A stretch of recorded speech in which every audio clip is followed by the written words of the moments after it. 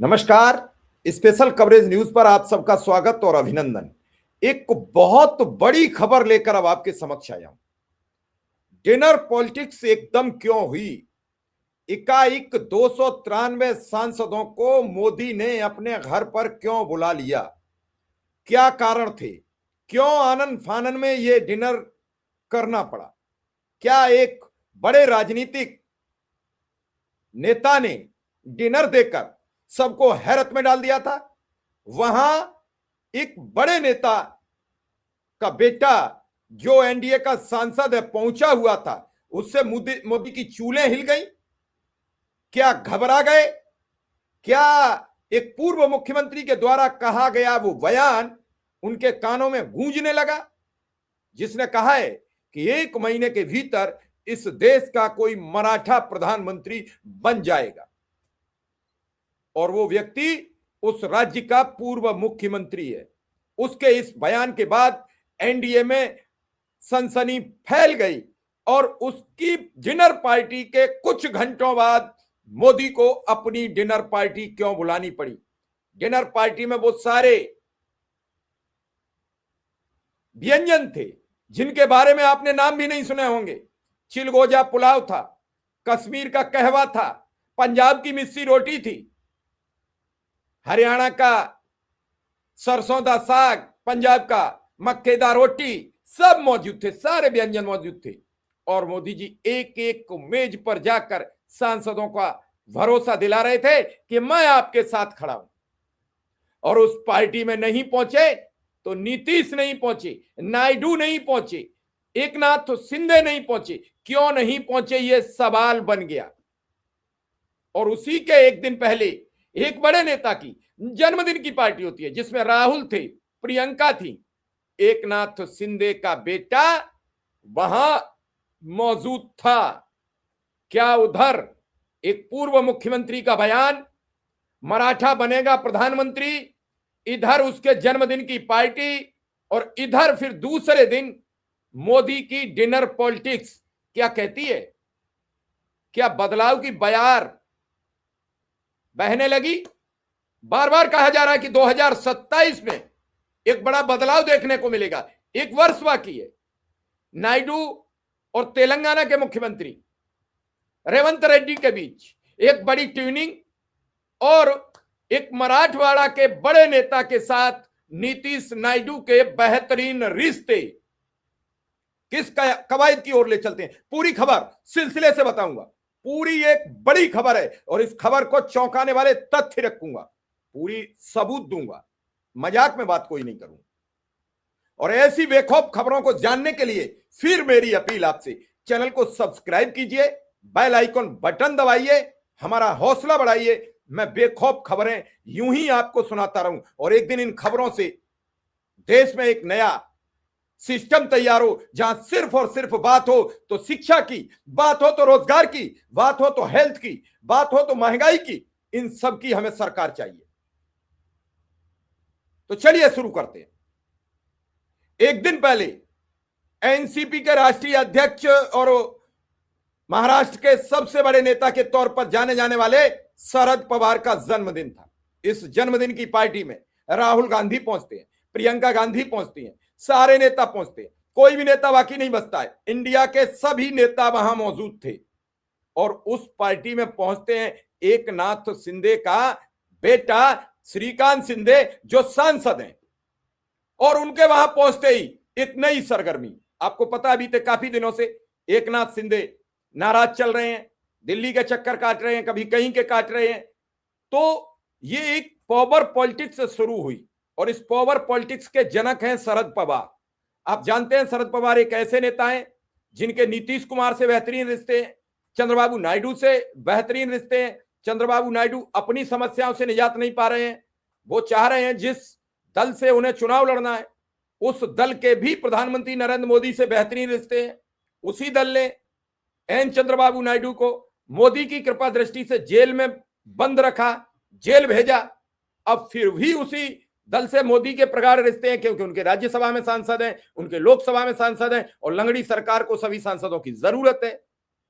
जब उधर कुछ एनडीए के सांसद जन्मदिन में पहुंच गए तो मोदी ने डिनर पार्टी तत्काल रख दी ताकि ये संदेश दे सकें कि आपने जो सांसद बुलाए हैं वो टूटे नहीं है, वो झूठे नहीं है, वो मेरे साथ हैं, मेरी डिनर पार्टी में आएंगे, मेरे साथ आएंगे। और एक एक सांसद का अलग अलग टेबल और वहां मिला जुला सब गठजोड़ में पूरी हिस्ट्री बताऊंगा अभी आप।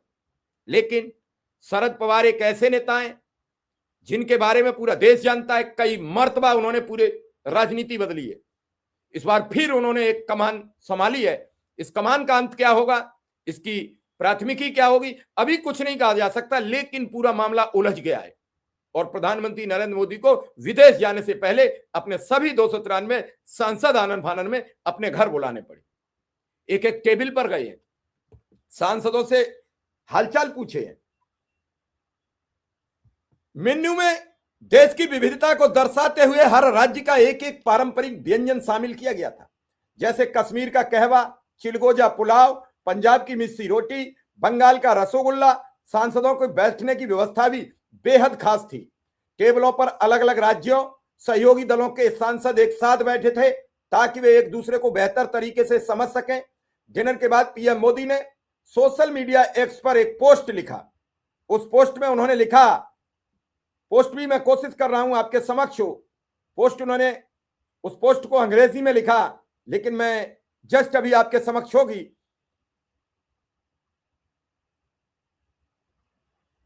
उस पोस्ट में उन्होंने लिखा, सांसदों की मेजबानी करना उनके लिए सुखद था। सांसदों को टेबल पर इस तरह बिठाया गया था कि हर समूह में अलग अलग टेबलों पर राज्यों के प्रतिनिधि मौजूद हों। डिनर के बाद मोदी ने सोशल मीडिया प्लेटफॉर्म एक्स पर लिखा, एनडीए सांसदों की मेजबानी करना उनके लिए सुखद था। उन्होंने जोर देकर कहा कि एनडीए परिवार अच्छे शासन, देश के विकास और क्षेत्रीय उम्मीदों के लिए एक समर्पण दिखाता है। सांसद 20-25 के छोटे छोटे समूह में बसों से प्रधानमंत्री के आवास पहुंचे। यह रात्रि भोज किसी औपचारिक मीटिंग जैसा नहीं था, बल्कि इसे बेहद दोस्ताना माहौल में आयोजित किए जाना एक नया संदेश देना था। वहां न कोई मंच था, न कोई भाषण हुआ। प्रधानमंत्री नरेंद्र मोदी खुद हर टेबल तक गए, सांसदों से व्यक्तिगत रूप से बातचीत की, उनका हालचाल पूछा, भोजन के लिए प्रोत्साहित किया। दोस्ताना अंदाज को प्रधानमंत्री और एनडीए नेताओं के बीच बढ़ते गहरे संबंध और बढ़ते आपसी विश्वास की परंपरा को कायम करने का प्रयास प्रधानमंत्री नरेंद्र मोदी ने सार्वजनिक करने का किया। लेकिन इससे पहले और इसके बाद की जो कहानी है वो बड़ी दिलचस्प है। इस पूरे घटनाक्रम पर शरद पवार की भी निगाह थी और शरद पवार के डिनर से घबराए मोदी और शाह ने तत्काल एक बैठक बुला ली। आपको याद होगा 2023 से पहले प्रधानमंत्री नरेंद्र मोदी एनडीए का नाम नहीं लेते थे, एनडीए का जिक्र नहीं करते थे। लेकिन 2023 में जब नीतीश कुमार के नेतृत्व में इंडिया गठबंधन की तैयारी हो गई और इंडिया गठबंधन की जो पहली बैठक पटना में हुई और दूसरी बेंगलुरु में, उससे बीजेपी घबरा गई थी और जो 400 पार का नारा दे रही थी वो अपने सहयोगी दलों को समेटने लगी थी। एनडीए के आसाम से लेकर महाराष्ट्र तक, यानी पंजाब से लेकर जहां जहां के उसके सहयोगी दल थे, उनके सभी राष्ट्रीय अध्यक्ष पहली बैठक 2023 में अशोका होटल में बुलाई गई, जहां दिखाया गया कि हम भी एक हैं, अगर आप एक हो तो हम भी एक हैं। और उसी पॉलिटिक्स के जरिए उन्होंने इंडिया को तोड़ा, नीतीश कुमार को निकाला और फिर लोकसभा में जो 400 का सपना था, अगर नीतीश बाबू साथ नहीं आते तो वो सपना 200 के भीतर सिमट जाता, वो निश्चित रूप से हार हो जाती, पराजय हो जाती और आज देश में दूसरी सरकार होती, नरेंद्र मोदी की सरकार नहीं होती। वहां गच्चा खा गए किसी भी कीमत पर इंडिया के नेता, और खुद नीतीश कुमार को भरोसा नहीं था कि लोग इंडिया गठबंधन पर इतना भरोसा जता देंगे, और इसी के चक्कर में नीतीश कुमार निकल चुके थे। वजह कुछ और भी है, उन वजहों पर कभी हम आपके समक्ष अलग डिस्कस कर लेंगे। वो कुछ इंटरनल वजह थी, कई केस थे, कई मसले थे, कई लोगों को परेशान किया जा रहा था, वो सब वजह अलग है, लेकिन मुख्य वजह ये थी। उसके बाद फिर एनडीए का नाम लेना मोदी ने बड़े जोर शोर से शुरू किया। फिर जीत हुई तो एनडीए के ही नेता चुने गए। वो आज तक भारतीय जनता पार्टी के विधिवत नेता नहीं चुने गए, वो एनडीए के ही समूह के नेता हैं और नेता सदन है। और उसके बाद 23 के बाद आज तक, यानी इस दौरान कोई बैठक नहीं, कोई नेताओं से संपर्क नहीं, कोई खुशी नहीं, कोई दुख नहीं, कोई रोना नहीं, कोई रंज नहीं। उसके बाद फिर एक डिनर पार्टी 2023 से 2 साल बाद, 2.5 साल बाद, 1.5 साल बाद फिर एक डिनर पार्टी। कब? जब शरद पवार के जन्मदिन की पार्टी आयोजित होती है और उसमें कई घटक दल एनडीए के शामिल होने को पहुंच जाते हैं। शरद पवार के प्रति अब कांग्रेस लॉयल्टी दिखा रही है, झुकना दिखा रही है, क्योंकि उसने भी कई बार, कांग्रेस ने ऐसे इतिहास बदले। एक बार जब 77 में मामला बिगड़ा था तो चौधरी चरण सिंह को इंदिरा गांधी ने समर्थन दे दिया। 90 में राजीव गांधी ने चंद्रशेखर की सरकार बनवा दी। इंद्र कुमार गुजराल, देवेगौड़ा, कितने विकल्प हैं जहां कांग्रेस ने समर्थन देकर सरकार बचाई। और वो शरद पवार हैं कि जिनके दम पर बीजेपी ने 99 में सरकार बनाई, 13 महीने की सरकार बनाई, 2002 की सरकार बनाई, चली, लेकिन अभी वो शरद पवार पूरे तेवर नहीं दिखा रहे हैं। एक बार फिर हंगामा मच जाएगा। आपको पता है कि महाराष्ट्र के पूर्व मुख्यमंत्री पृथ्वीराज चव्हाण ने एक इंटरव्यू में अपने में कह दिया कि जल्द ही देश का कोई मराठा प्रधानमंत्री बन सकता है, बन जाएगा 1 महीने के भीतर। और इस खबर के बाद पूरी राजनीति में, पूरी सियासत में हड़कंप मचा हुआ और इसी के तहत यह डिनर पार्टी रखी गई थी। और इसके सूत्र ये बता रहे हैं कि जब पहली बार सभी अध्यक्षों को बुलाया गया, पहली बार सभी बड़े नेताओं को बुलाया गया, तो दूसरे डिनर में ना नायडू थे, ना नीतीश कुमार थे। क्यों? ना शिंदे थे। क्यों? यह सवाल सबको पूछना जरूरी है। नायडू जब से इंडिगो का मसला फंसा है और जमीनों का प्रकरण जो फंसा हुआ है आंध्र प्रदेश में, उससे नाराज चल रहे हैं। हालांकि वो जो कहते हैं प्रधानमंत्री करते हैं। आप देख रहे हैं कि 2 ही राज्यों में प्रधानमंत्री इंटरेस्टेड है इस समय, बिहार और आंध्रा। आंध्रा भी तत्काल पहुंच जाते हैं, बिहार तत्काल चले जाते हैं।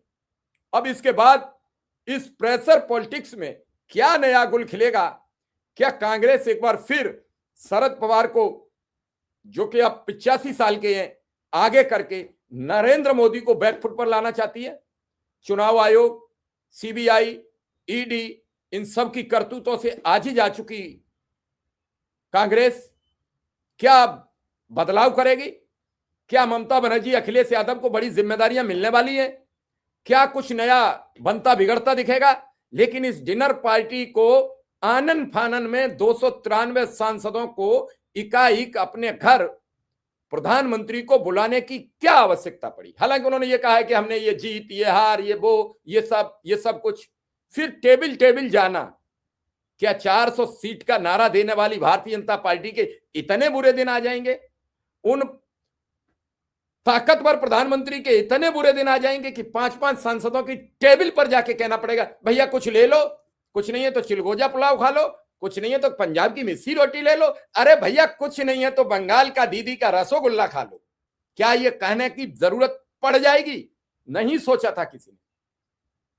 इस देश की जनता ने यह खड़ा कर दिया। अब लोग अपने अपने तरीके से कहेंगे बिहार हारे, महाराष्ट्र हारे, हरियाणा हारे, लेकिन लोगों ने नहीं कहा कि जम्मू कश्मीर बीजेपी हारी, लोगों ने नहीं कहा कि झारखंड हारी।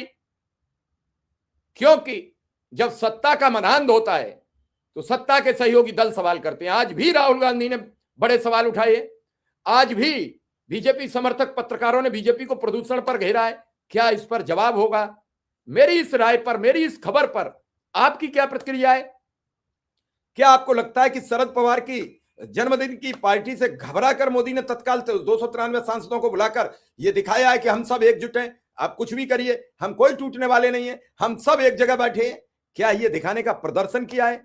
क्या इंडिया गठबंधन पर यह दबाव बनाना है का प्रयास किया है? यह खबर बड़ी महत्वपूर्ण है। हो सके तो लाइक शेयर कर देना, इसे आगे बढ़ा देना। इस तरीके की खबरें सब जगह मिलती नहीं है। धन्यवाद, नमस्कार।